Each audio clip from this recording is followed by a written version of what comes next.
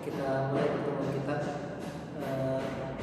Setelah kita selesai belajar masing-masing item, kemarin ada fi'il madhi dan fi'il mudhari, kemudian ada isim fa'il dengan isim maf'ul, lalu ada tentang bagaimana kita membuat fi'il amar dengan fi'il nahi. Nah, sudah ada 6. Maka di pertemuan kali ini kita berusaha belajar untuk mengkolaborasikan ke-6 macam tasrifan tersebut. Seperti apa? Nah, kita tetap menggunakan dhamir 14, wa huma hum, hiya huma hunna, anta antuma antum, anti antuma antunna, ana nahnu. Kemudian kita tulis di situ ada fi'il madhi, mudhari', fa'il, isim fa'il, isim maf'ul, fi'il amar, fi'il nahi. Kenapa hanya 6 ini saja? Nah, karena yang berkaitan erat dengan dhamir itu dasarnya hanya 6 ini. Fi'il madhi, mudhari', isim fa'il, isim maf'ul, fi'il amar, fi'il nahi. Adapun isim zaman, isim makan, isim alat, nah begitu pula masdar itu tidak berkaitan dengan yang namanya dhamir. Nah, kalau fi'il majhul baik madhi ataupun mudhari', maka penggunaannya hampir sama persis dengan menggunakan fi'il madhi dan mudhari' yang maklum. Nah, jadi ketika kita sudah lancar di sini, insyaallah yang majhulnya gampang. Oke, kita mulai dari kita. Apa? Kata. Kita contoh misalnya menggunakan fi'il apa? Kata. Maka misalnya kita ingin menerapkan dalam dhamir anti, maka kita katakan darabti tadribina, daribatun, madrubatun, idribi la tadribi. Lalu kita ingin mengatakan dhamirnya apa? Antunna, maka kita katakan darabtunna, tadribna, daribatun, madrubatun, idribna la tadribna. Lalu kita ingin menggunakan apa? Dhamir salah tulis nanti. Sini antum bukan antunna. Nah, kalau kita gunakan antum, maka berarti darabtum, tadribuna, daribuna, madrubuna, idribu la tadribu. Ulang. Darabtum, tadribuna, daribuna, madrubuna, idribu la tadribu. Nah, kalau yang kita tasrif itu hanyalah mereka berenam saja, bukan bagian sini, maka tidak ada fi'il amar dan fi'il nahi. Nah, sebagaimana kita jelaskan di video sebelumnya, kalau yang kita tasrif itu adalah dhamir yang ghaib atau yang mutakalim, maka tidak ada fi'il amarnya, tidak ada fi'il nahi untuk kedua jenis dhamir tersebut. Misal kita dhamirnya apa? Huma, dari kata daraba tadi atau kataba tadi, maka kita katakan katabata, taktubani, katibatani, maktubatani. Oh sorry, saya tadi bilang kataba tapi daraba ya. Ya sorry, maaf, keceplosan berarti. Nah, kita gunakan kataba, maka kalau dhamirnya katabu, yaktubuna, katibuna, maktubuna. Tidak ada uktubu, la taktubu, tidak ada untuk Kenapa? Karena mereka adalah dhamir ghaib, dan dhamir ghaib itu mustahil untuk diperintahkan kecuali dalam keadaan-keadaan tertentu seperti itu. Nah, contoh lain. Nah, dalam kesempatan ini kita tidak banyak penjelasan. Kita lebih bagaimana kalian latihan untuk menggunakan ke-6 jenis tasrifan ini ke semua dhamir ini. Aplikasikan bagaimana cara kita mengaplikasikan ke-6 tasrifan ini ke 14 dhamir ini. Misal kita gunakan fi'il apa lagi? Misalnya fataha. Fataha yaftahu, maka kita katakan kalau dhamirnya antuma yang ini, maka kita katakan fatahtuma taftahani, fatihatani, maftuhatani, iftahala, taftaha. Yang ini. Kalau yang ini, maka fatahtuma taftahani, fatihani, maftuhani, iftahala, taftaha. Kenapa berbeda? Karena ini dhamir untuk muannas perempuan dan ini dhamir untuk mudzakkar. Nah, kalau kita gunakan ana dan ananya, kita jelaskan mu'annanya adalah apa? Mu'annas. Maka berarti kita katakan apa tadi? Fatah, aftahu, fatihatun, maftuhatun. Dan tidak ada iftahi, la taftahi, tidak ada. Kenapa? Karena dia mutakalim. Seperti itu. Dan perlu juga kita jelaskan, tidak semua fi'il dalam bahasa Arab itu ada isim maf'ulnya. Tidak semua fi'il dalam bahasa Arab ada isim maf'ulnya.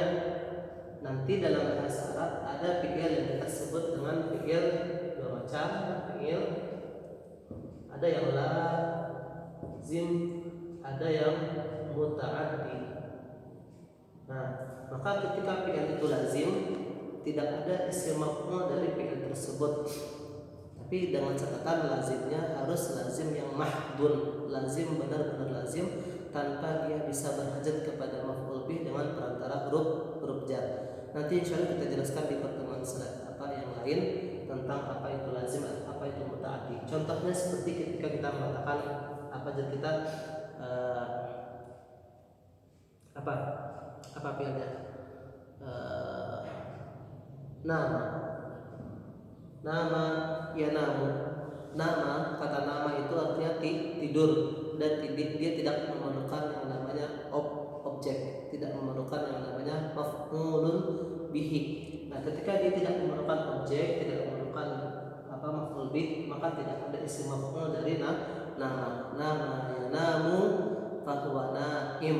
Wadzaka tidak ada wadzakanya. Kenapa? Karena dia adalah fi'il yang lazim. Seperti itu. Nah, jadi dalam pertemuan ini kita tidak banyak teori, kita lebih kepada melatih otak kita dan melatih lidah kita. Jadi dalam sholat itu selain kita harus melatih otak kita seberapa cepat kita merespon, kita juga melatih lidah kita seberapa cepat lidah kita mampu mengucapkan itu. Nah, sebab kadang huruf-huruf dalam bahasa Arab berbeda dengan huruf-huruf yang terdapat dalam bahasa Indonesia. Jadi kadang bagi kita yang belum terbiasa dengan huruf-huruf yang ada di dalam bahasa Arab, kadang ada beberapa huruf yang kita sulit, apalagi kalau bertemu beberapa huruf yang sulit. Bukan sulit tapi baru bagi lidah kita. Nah, maka tentu perlu pembiasaan. Sebagaimana kalau kalian belajar bahasa Inggris, ada beberapa huruf, ada beberapa ejaan yang perlu pembiasaan. Maka seperti itu juga kita dalam mentasrif kata dalam bahasa Arab. Nah, kita ulangi lagi. Misalnya kita mengatakan kharaja. Kharaja itu merupakan fi'il yang lazim, maka tidak ada isim maf'ulnya. Maka kita katakan misalnya untuk anti, kharajti takhrujina kharijatun, skip. Lalu ukhruji la takhruji. Misalnya kita gunakan huma yang muannas, maka kita katakan kharajata takhrujani kharijatani, skip. Dalam artian kita abaikan, tidak ada. Kemudian langsung ini tidak ada. Kenapa tidak ada? Karena huma itu merupakan dhamir ghaib yang tidak ada fi'il amar pada dhamir tersebut. Seperti itu. Contoh lagi yang kita ambil, seperti ketika kita mengatakan nasara yang bermakna menolong. Ketika menolong otomatis ada yang ditolong, maka yang ditolong itu kita sebut dengan istilah maf'ul. Maka kalau ketika fi'ilnya nasara berarti dia muta'addi, maka berarti ada maf'ulnya. Nah, contohnya seperti kita menggunakan dhamir antuma. Kalau dhamir antuma, maka nasartuma tansurani nasiratani mansuratani unsura la tansura. Kalau hum, maka nasaru yansuruna nasiruna mansuruna. Kalau ana, tapi ananya yang muzakkar, maka nasartu ansuru nasirun mansurun. Kalau nahnu, dan nahnu sebagaimana kita jelaskan di pertemuan sebelumnya, itu ada 4 kemungkinan, yaitu 2 muzakkar, 3 atau lebih muzakkar, 2 muannas, atau 3 atau lebih muannas. Maka berarti misalnya kita gunakan fi'il kataba, nasara, maka Apa? Yang mana? Misalnya nahnu yang kita maksud adalah dua perempuan, maka kita katakan nasarna nansuru nasiratani mansuratani. Nah, lalu misalnya atau tiga muzakkar, maka nasarna nansuru nasiruna mansuruna. Kalau misalnya tiga perempuan, maka nasarna nansuru nasiratun mansuratun. Seperti itu. Jadi bagaimana kita membiasakan diri untuk berpikir cepat. Selain berpikir cepat, kita juga membiasakan diri bagaimana lidah kita mampu mengucapkan dengan tepat. Seperti itu. Jadi kenapa dalam pelajaran kita, dalam metode yang saya gunakan ketika mengajarkan sholaf itu tidak menghafal, karena menghafal itu tidak melatih respon kita.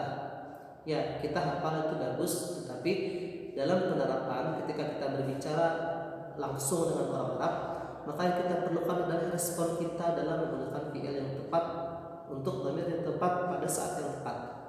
Misalnya kita bertemu dengan orang Arab, dua orang Arab, maka dua orang Arab yang laki-laki, maka berarti saat itu dua orang Arab yang kita ajak bicara itu adalah mukhatab, itu antuma. Maka ketika kita mengajak mereka berbicara, kita tidak bisa menggunakan kata itu kata atau nasara saja, maka sesuaikan dengan dhamir mereka. Atau zahaba, maka kita katakan ila aina tadhhabani. Kalau mereka sedang ingin pergi, ila aina tadhhabani, maka bukan kita katakan ila aina dhahaba. Kenapa? Karena kalau zahaba, maka berarti dhamir yang ada pada kata tersebut adalah huwa. Nah, dan fi'ilnya pun adalah fi'il madhi, padahal mereka sedang ingin pergi. Maka berarti waktu yang kita gunakan adalah sekarang itu berarti mudhari yang kita gunakan. Maka fi'il yang kata yang kita ucapkan adalah ila aina tadhhaban, kemana kalian berdua pergi. Kalau kita mengatakan aku ingin pergi ke pasar, maka ana sekarang, maka berarti fi'il mudhari. Ana dari zahaba azhabu, maka uridu dari kalimat arada yuridu, aku ingin. Uridu an azhaba uridu an azhaba ila suq, ana azhabu ila suq, hal antuma tadhhabani ila suq, aku ingin pergi ke pasar, apakah kalian berdua ingin pergi ke pasar?